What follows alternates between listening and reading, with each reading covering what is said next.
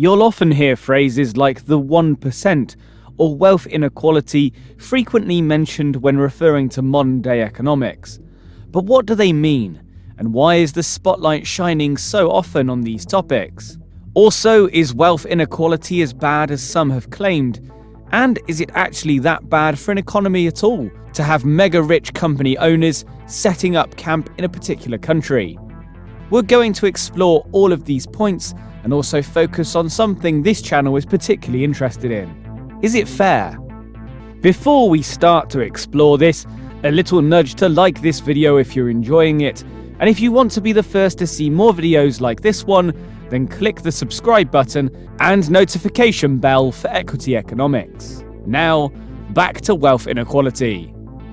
A lot of people's first exposure of the extent of wealth inequality was after the global financial crisis of 2008 and the Occupy movement that followed. It popularized the 1% term that referred to the top 1% accounting for a quarter of the wealth in the USA. This highlighted a huge divide between the super rich and everyone else in society. This gulf has been further spotlighted by the recent pandemic that's seen the very rich get even richer and everyone else struggle. But how did we get to this point? Surely it didn't happen overnight. The extent of the huge divide may not have happened overnight, but wealth inequality has been an issue in the Western world, especially in the US, since the start of the 20th century, and has progressively gotten worse due to significant historical milestones. The US had overtaken the UK to be the largest economy in the world in the late 19th century. As it continued to grow, it was estimated that 15% of America's income went to the nation's richest 1% as of 1915. The figure has since been estimated at more like 18%. It makes sense then that income tax in the US was introduced at this time to promote equity, justice, and fairness. Income tax went some way to addressing the balance by proportionally taxing anyone earning over $3,000. However, it didn't work to level the playing field. Instead, it meant that wealth was distributed more evenly to the government, rather than people at the bottom end that needed it. In fact, wealth inequality grew until a higher 15% percentage of tax was introduced for super high earners. However, the level of income inequality would continue to fluctuate into the 1920s, closely linked with the fluctuating taxation rates of the highest earners. It was clear at this time that tax breaks for the rich contributed to more income inequality. So what other factors contributed to inequality in the US? Slavery is one.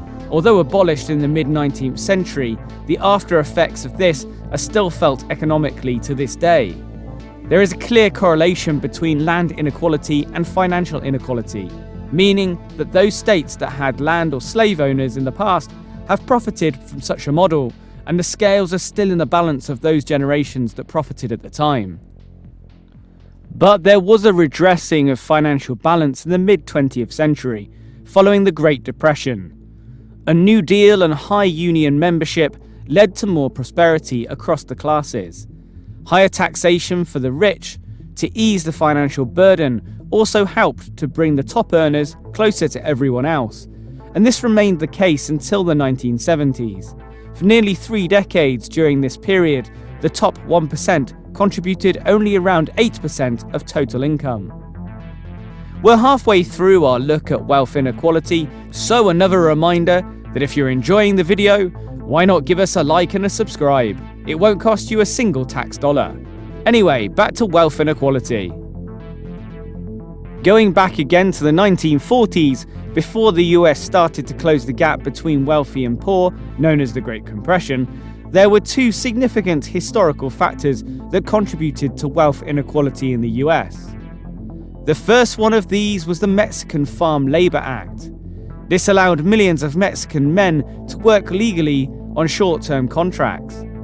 This led to a huge influx of low-income workers that remained after the program was ended in the 1960s. To this day, this contributed to the extra population that made up the low-income stats in the US. Similarly, Japanese internment camps of the Second World War contributed to inequality. A huge proportion of those sent to these camps were in fact US-born. Post-war, the camps were ended, but it set the financial course for those contained in them for decades to come. Research found that those in the poorest camp, Rower in Arkansas, earned 17% less than those in the wealthiest camp, Hart Mountain, Wyoming. So it's no wonder that this portion of the US population needs to be considered as a significant contributor to wealth inequality. Back to the 1970s, where inequality was fairly low until the recessions that followed, new policies to kickstart economic growth favored big companies that would help bolster the economy, but didn't favor equal wealth distribution. Unions were attacked, top tax rates were reduced, and deregulation in the corporate sector led to the 1% slowly taking a bigger slice of the pie. From 8% in the early 70s, they managed to have almost a quarter of all wealth in the US by the time the financial crisis hit in 2008. It's worth noting that these were very similar numbers to just before the Great Depression. But it's never this simple when it comes to income inequality. There are many factors that contribute to the rich getting richer. Many that have contributed to the modern-day imbalance are the speed at which technology is advancing, globalization, tax breaks for giant conglomerates, and lack of power from unions. But is wealth inequality actually that bad a thing? If it was so bad, then why would governments be actively encouraging massive companies to get bigger and invest in their nations? Well, much as it looks good on a nation's balance sheet, when massive companies get richer in that nation's economy, it doesn't look good on society as a whole. When the gap is wider, it means that more power is put into the hands of the few, leading to a less democratic society. It also means that there are more people in the lower bracket of earnings, and that bracket is more likely to suffer from social unrest, mental health problems, as well as a higher likelihood of turning to crime. It also means that social mobility is more difficult, as there's a bigger mountain to climb to earn significant money. All this adds to a growing feeling of hopelessness, which leaves the door open to extreme fringe groups getting more traction, like we've seen in recent years. History tells us that it is inevitable that inequality is followed by rebellion. But how do we track all this in order to be able to avoid it? Often, the Genie Index is used, which is a common measure of income inequality. The index plots against a baseline called perfect equality, which is marked as 0. Perfect inequality is 100. The higher a nation's Genie Index, the less equal its economy is, and the more money the higher income earners hold.